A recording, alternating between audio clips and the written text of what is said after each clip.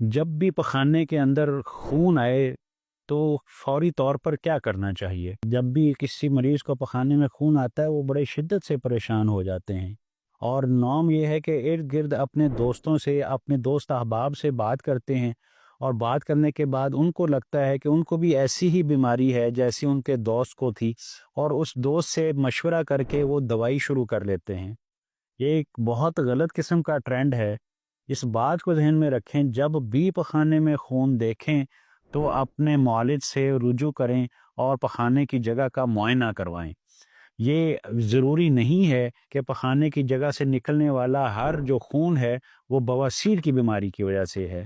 بواسیر کی بیماری کے علاوہ بھی بہت ساری بیماریاں ہیں جو اس جگہ پر ہوتی ہیں جس کی وجہ سے پخانے میں خون آ سکتا ہے، اور اس میں سے کچھ بیماریاں خطرناک بھی ہو سکتی ہیں۔ اس لیے جب بھی پخانے میں خون دیکھیں تو اپنے معالج سے ضرور مشورہ کریں اور اپنے معالج کو دکھائیں اور پخانے کی جگہ کا معائنہ کروائیں۔